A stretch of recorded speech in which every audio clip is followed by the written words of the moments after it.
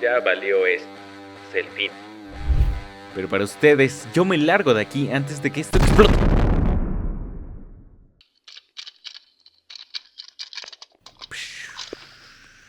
Qué genial.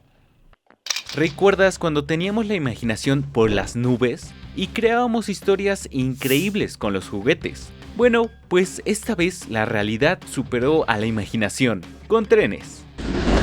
Un mundo donde tus juguetes tomarán vida, pero no hablo de Toy Story, hablo de Thomas y sus amigos.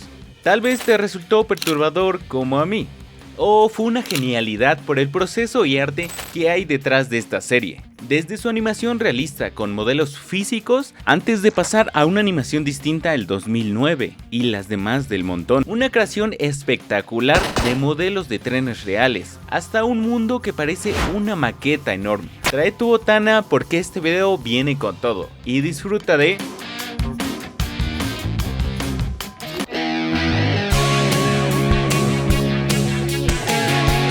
Pasaron años y tal vez no recuerdas de qué va esta serie. Te refrescaré un poco la memoria, o si es que no la has visto, date el tiempo para ver un episodio. Thomas y sus amigos no era un dibujo animado como hoy en día, era un mundo en miniatura vivo.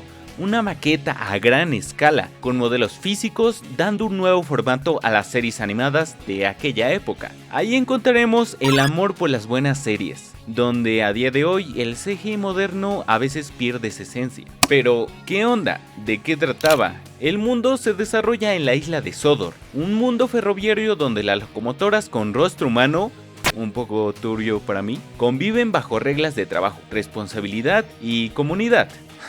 Me da gracia porque de niño nos entretenían, pero ahora el concepto es un día de chamba convertido en entretenimiento para niños. Pero eso lo hizo especial, emociones humanas trasladadas a máquinas, orgullo, celos, miedo, amistad, aprendizaje. Pero, ¿y si te dijera que todo empezó como un cuento para un niño con sarampión? Vayamos a...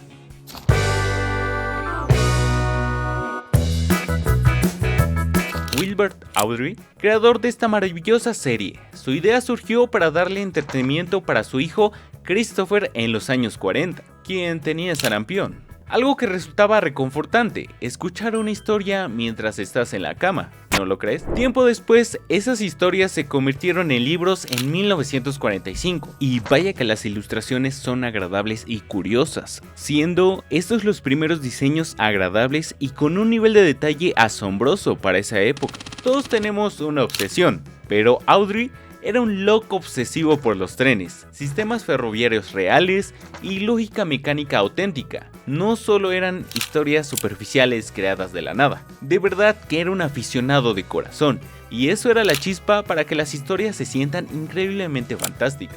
Es por esa razón que dentro de las historias encontraremos incidentes reales ocurridos en ferrocarriles británicos. Si leías que un tren se atascó en un túnel, es porque pasó en la vida real.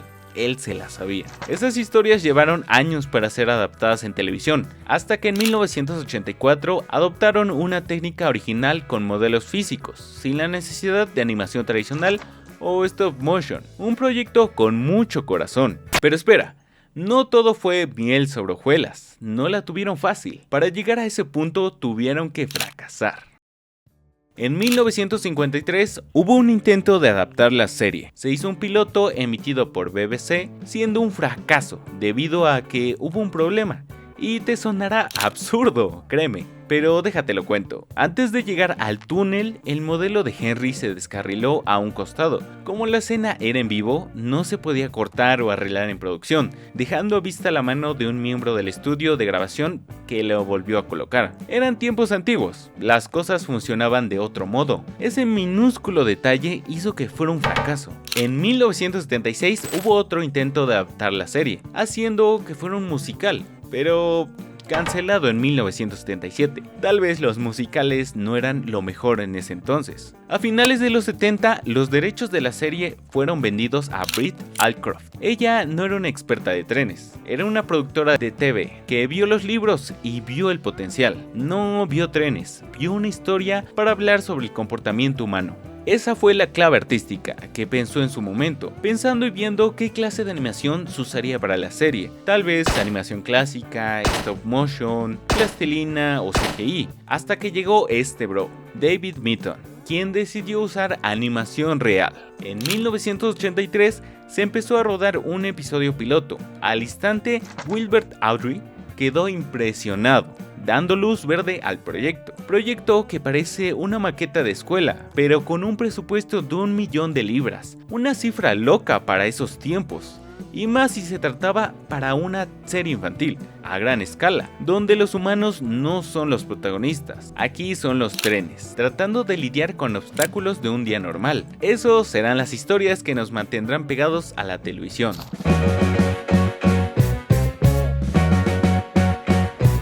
El mundo era una de esas maquetas que hacías en la escuela, pero bien hecha. No una cochinada a último momento. Los trenes no eran juguetes pequeños, eran modelos grandes, pesados y fabricados a medida. Tampoco nos aloquemos, a escala. Recordemos que Awdry era un obsesionado, no dudo que fuera muy detallista. Pero ¿cómo hacían esos movimientos faciales en las caras de las locomotoras? Los rostros eran de resina y se intercambiaban manualmente entre tomas, aunque los ojos eran mecánicos, se controlaban como un coche de control remoto. Mantenían una esencia de mirar a diferentes lados como si estuvieran vivos, pensando o reaccionando, algo inquietante, pero fascinante. Y aquí viene lo feo, también habían complicaciones. El toque realista era el humo que sacaban. Usaban generadores de humo dentro de los modelos, pero eso hacía que el calor dentro de las locomotoras era tanto que derretía el plástico de los modelos. Como en la vida real. El entorno era una maqueta. Necesitaban materiales que aparentaban ser realistas para dar vida a la isla de Sodor. Pero déjame decirte que el uso magistral de las cámaras era clave. Estas se colocaban a la altura de las vías para que fuera una sensación de que los modelos eran gigantes y majestuosos. Y claro, éramos niños, nuestra imaginación estaba por las nubes. Claro que nos íbamos a creer que las locomotoras tienen caras, y estábamos en la isla de Sodor, hasta que conocías la verdad. ¿Pero qué pasó aquí? ¿Y los rostros de las locomotoras? Las personas y animales generalmente permanecen estáticos, a veces usando la técnica del stop motion para secuencias en donde los personajes, humanos o animales, aparecen en movimiento, pero eran de reparto. No les pagaban tanto como a las locomotoras. ¿Cómo crees que le van a pagar? Era una serie, no eran personas reales. Ay, el alma de la fiesta. Totalmente sin diálogos dichos por los personajes. Era una serie que parecía más un cuento de buenas noches. Nos contaban desde cómo empezaba, cómo se sentían las locomotoras, a dónde iban, qué hacían, qué sentían. Un cuento de buenas noches. Pero aún no es hora de dormir.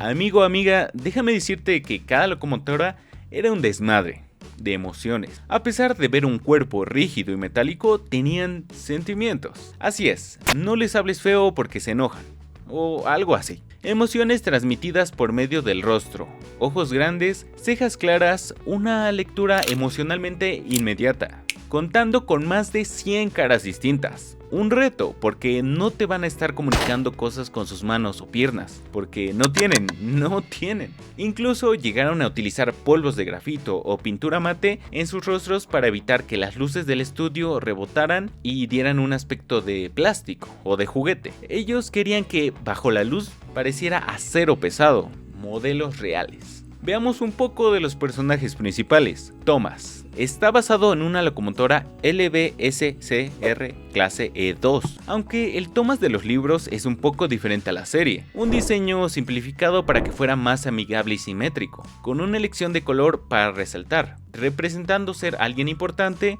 y lo es, por algo su nombre está en el título de la serie. El diseño de su rostro también es importante y distinto al de los otros, mejillas redondas y sonrosadas. Artísticamente esto remitía a un niño travieso, y créeme que cada cara de las locomotoras es diferente. Edward, basado en un Sharp Stewart & Claw clase K, la locomotora más antigua del grupo. Curiosamente fue el primer personaje creado por Awdry, algo así como el padre de la franquicia, aunque se parece bastante a Thomas.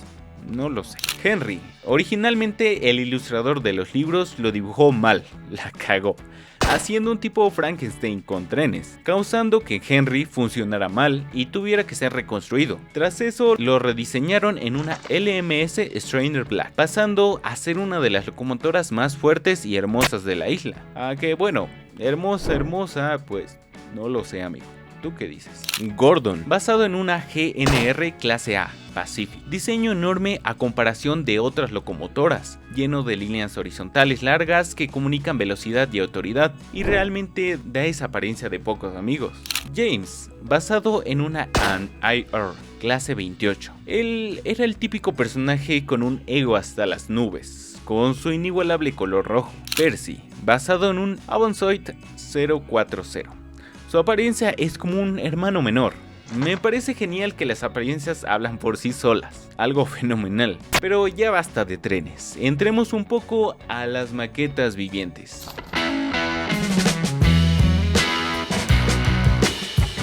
En la isla de Sodor, el mundo no era una pintura plana, CGI o isla real, era una maqueta inmensa con árboles hechos de espuma de mar teñida. Incluso llegaron a usar ramas de arbustos reales secos que le daba una sensación de textura orgánica, un mundo húmedo y fresco como el Capo Inglés, porque déjame decirte que además de contar con edificios de madera, montañas, pueblos, estaciones, ríos, estas tuvieron inspiraciones de paisajes rurales británicos, observando que estos paisajes abundan la flora, montañas y hectáreas de pasto, algo inmenso.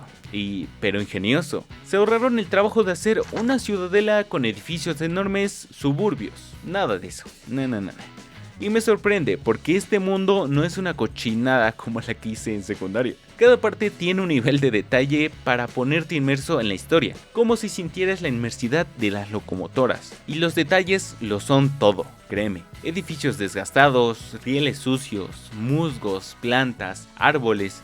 Incluso hasta los cielos fueron pintados a mano, lienzos gigantes con degradados de azul a blanco, simulando una perspectiva atmosférica. Y es una locura ver y pensar cómo carajos habrán hecho esto.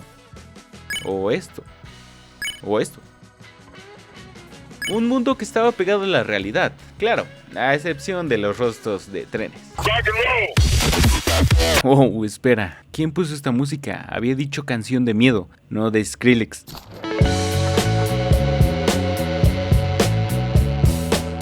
La música tal vez no era el protagonista, lo que se robaba el reflector eran los leitmotivs de cada tren. Pero, ¿qué era eso? ¿Era pan con queso? No, era un tema musical que suena cuando aparece un personaje. Por ejemplo, el tema de Thomas es icónico por su ritmo de chu chu, que imita el movimiento del tren.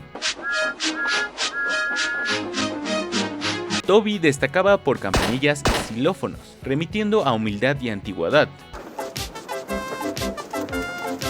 Toby is a tramp. He has cow catchers and side plates and doesn't look like a steam engine at all. O Gordon, con metales pesados, remitiendo al orgullo y poder. Esto hacía especial a cada personaje, pero le tenían tanto amor a los detalles que fabricaron silbatos reales para cada locomotora, haciendo que el sonido fuera distinto y reconocible. Y hablemos un poco del narrador, porque fue el pilar de esta icónica serie. El narrador no solamente te leía de mala gana un libro, no, usaba tonos graves, fuertes para las locomotoras grandes, como Gordon, tonos agudos y rápidos para las pequeñas locomotoras, como Percy, creando una imagen sonora de sus tamaños. Con decirte que el baterista de los Beatles, Ringo Starr, fue el narrador de la versión inglesa, usando una voz pausada y amable que definió el comienzo de un mundo. He's a fussy little engine too. He pulls the empty coaches away so that the big engines can go and rest. Thomas likes whistling rudely at him. Wake up, lazy bones, why don't you work hard like me? Well, little Thomas, chuckled Gordon. Por otra parte, en Estados Unidos, el comediante George Carlin, conocido por humor negro para adultos, hizo una de las narraciones más dulces de la historia, algo loco de imaginar, ¿no? Hurry up yourself, replied Thomas. Gordon, the proud engine, began making his... Get in quickly, please, he whistled. Thomas was uncoupled and he felt very silly and exhausted. Y en su doblaje, en las primeras temporadas, una sola persona hacía todas las voces a través de la narración, algo excelente para los niños de ese entonces. Un sello que hacía peculiar a esta serie, al no escuchar diálogos directos entre personajes o una interacción, hace que la serie se sienta más literaria, como si te estuvieran contando un cuento para dormir. Esa era la cereza del pastel. Estaba a punto de dormirse cuando Thomas apareció impertinente, como siempre. Una mañana, Thomas no se podía despertar. Ni el maquinista ni el fogonero podían hacerlo arrancar. Finalmente, Thomas arrancó. ¿Quién hubiera imaginado los errores que pasaron para que tuvieran éxito la serie? El increíble formato que adaptó la serie de cuento para dormir e incluso diseños que fueron apegados a la realidad. Una increíble serie. ¿No lo crees? Lo siento como un experimento artístico donde la ingeniería, el diseño y la música se unieron para demostrar que incluso un mundo de locomotoras, donde lo frío del metal se sintiera cálido como el corazón de cada personaje. Espero que hayas disfrutado este video, te agradecería mucho si me apoyas con un like y suscribiéndote para averiguar más arte. Y recuerda, tú eres arte.